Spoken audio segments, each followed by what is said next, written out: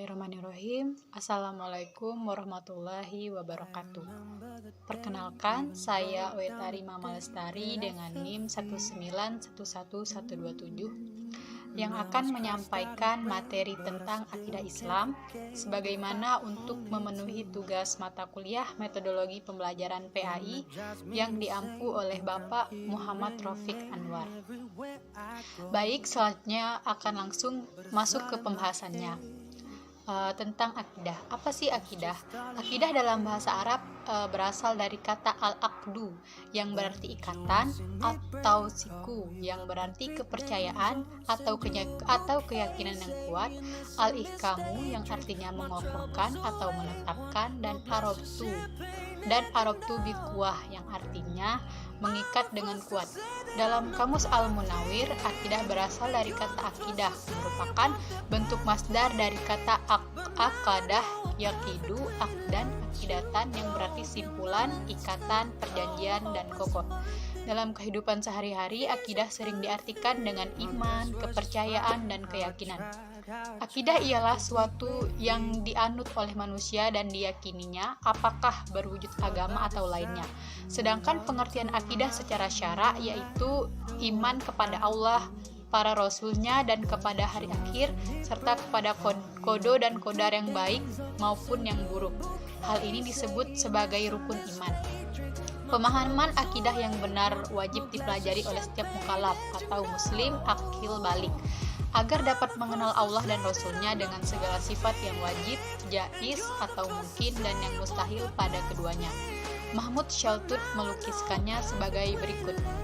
Posisi akidah dalam Islam adalah sebagai pokok yang di dalamnya dibina peraturan-peraturan keagamaan atau syariah. Syariah itu adalah hasil yang dilahirkan oleh akidah. Dengan demikian, tidaklah ada syariah dalam Islam tanpa akidah, sebagaimana syariah itu sendiri tidak akan berkembang kecuali di bawah naungan akidah. Oleh sebab itu, syariah tanpa akidah adalah laksana bangunan yang bertingkat tanpa fondasi. Kemudian pembahasan yang kedua adalah tauhid. Tauhid dalam agama Islam secara bahasa berasal dari kata wahada yang berarti satu atau esa. Dalam lisan Al-Arab diterangkan bahwa tauhid adalah beriman kepada Allah serta tidak menyekutukannya. Al-Imam Al-Junaid Al-Baghdadi juga menerangkan bahwa tauhid adalah mensucikan Allah yang Maha Qadim atau tanpa permulaan dari menyerupai makhluknya. Kemudian kedudukan tauhid dalam ajaran Islam menempati bahasan yang sangat penting karena tauhid ini merupakan salah satu ajaran untuk meyakinkan kita bahwa tiada Tuhan selain Allah yang patut kita sembah dan sesungguhnya Nabi Muhammad adalah utusan Allah serta percaya adanya kitab-kitab Allah, malaikat, rasul, hari akhir, kodo dan kodar Allah Subhanahu wa taala. Maka pantas para ulama mewajibkan kepada mukallaf untuk mempelajari ilmu tauhid ini. Mengenai konsep tauhid dapat dipahami dari hal-hal berikut. Yang pertama, tauhid adalah meyakini tentang keesaan Allah sebagai sang pencipta serta meyakini bahwa Allah tidak menyerupai makhluknya dari semua segi apapun, baik ruang, waktu, batasan, dan arah. Kemudian yang kedua, tauhid adalah mengesahkan Allah Subhanahu wa taala baik pada zat, sifat, perbuatannya maupun dalam beribadah kepadanya serta tidak menyamakan Allah Subhanahu wa taala dengan makhluknya. Adapun tujuan mempelajari ilmu tauhid adalah mengenal Allah dan Rasulnya dengan dalil-dalil yang pasti dan menetapkan sesuatu yang wajib bagi Allah, sifat-sifat yang sempurna, dan mensucikan Allah dari sifat-sifat kekurangan yang dimiliki makhluk, serta membenarkan risalah seluruh Rasul-Rasulnya. Dengan ilmu tauhid, kita terhindar dari pengaruh akidah-akidah yang menyeleweng dari kebenaran.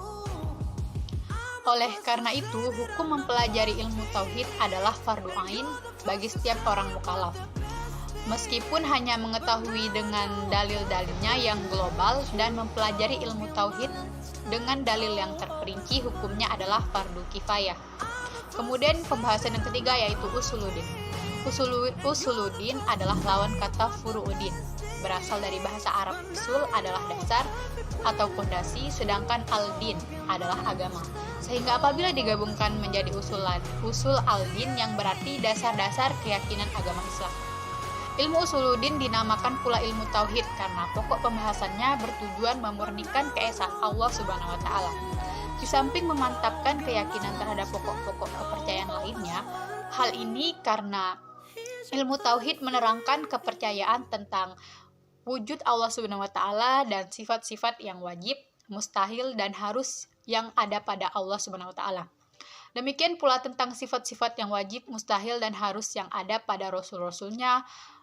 Kemudian penamaan ilmu usuluddin dengan ilmu akidah karena merupakan padanan ilmu tauhid. Ilmu usuluddin juga bahkan sering disebut dengan ilmu kalam ataupun ilmu teologi. Ilmu usuluddin dinamakan dengan ilmu kalam antara lain karena yang pertama, di antara persoalan yang menjadi pokok pembahasannya ialah kalam Allah Subhanahu wa taala, yaitu baik yang berkaitan dengan sifat kalam Allah Subhanahu wa taala atau Al-Qur'an, berupa wahyu yang diturunkan kepada Nabi Muhammad SAW. Kemudian yang kedua, banyaknya perdebatan secara lisan kalam di kalangan ulama sehingga ilmu ini dinamakan dengan ilmu kalam dan ulama yang berkecimpung di dalamnya dinamakan mutakallimu. Kemudian yang ketiga, pembuktian kepercayaan yang digunakan dalam ilmu kalam tidak serupa dengan logika dalam filsafat. Untuk membedakan dengan logika, maka dinamakan ilmu kalam. Kemudian masuk ke pembahasan akidah Islam. Akidah Islam diterangkan dalam kitab Al-Aqidah Al-Islamiyah Al-Wa'idadi Jumhuriyah Suriyah.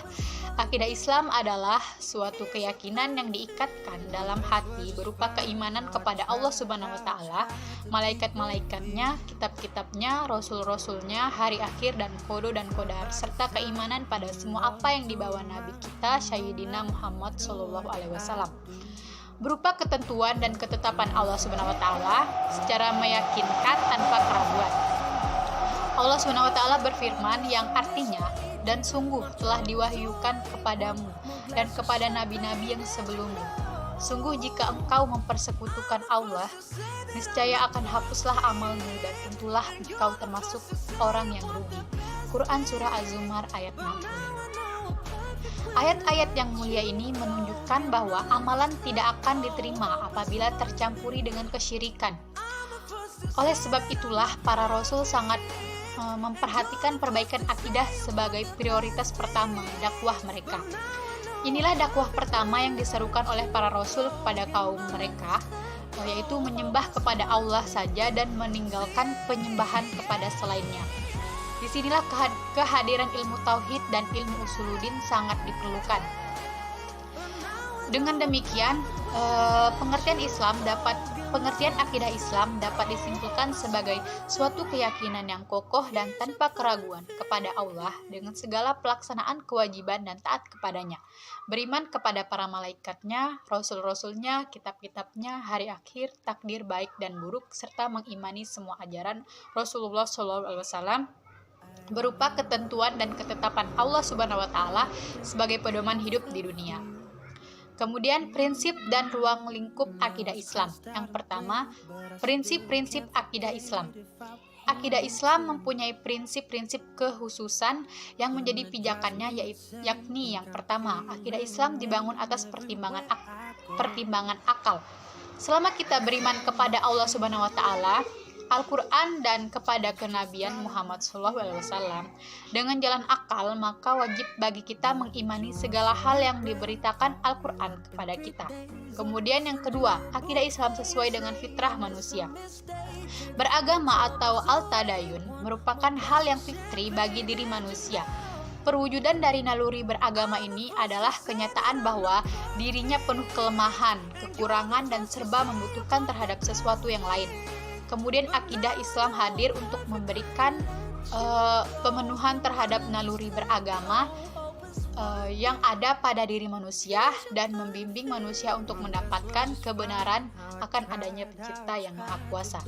Kemudian prinsip yang ketiga, akidah Islam komprehensif atau menyeluruh. Akidah Islam telah menjawab seluruh pertanyaan manusia tentang alam semesta, tentang manusia, kehidupan, dan menetapkan bahwa semuanya itu adalah makhluk. Akidah Islam juga mempunyai peranan sangat penting bagi kehidupan manusia. Di antaranya yang pertama, akidah Islam telah memuaskan akal dan memberikan ketenangan pada jiwa manusia. sebab akidah Islam telah menjawab pertanyaan dengan jawaban yang memuaskan dan sahih. Kemudian yang kedua, akidah Islam telah memunculkan keteguhan dan keberanian pada diri seorang muslim. Kemudian yang ketiga, akidah Islam akan membentuk ketakwaan pada diri seorang muslim. Kemudian adapun ruang lingkup akidah Islam. Ruang lingkup pembahasan akidah Islam pada umumnya menyangkut keyakinan umat Islam atau iman. Karena itulah secara formal, ajaran dasar tersebut terangkum dalam rukun iman yang 6. Oleh sebab itu, sebagian para ulama dalam pembahasan atau kajian akidah, mereka mengikuti sistemika rukun iman, yaitu iman kepada Allah, iman kepada malaikat, iman kepada kitab-kitab Allah, iman kepada nabi dan rasul Allah, iman kepada hari akhir, dan iman kepada qada dan qadar Allah. Sementara para ulama dalam kajiannya tentang akidah Islam lumrahnya menggunakan sistematika atau ruang lingkup pembahasan akidah sebagai berikut. Yang pertama, ilahiyat, yaitu pembahasan tentang segala sesuatu yang berhubungan dengan ilahi, seperti wujud Allah dan sifat-sifat Allah, perbuatan Allah, dan lain-lainnya.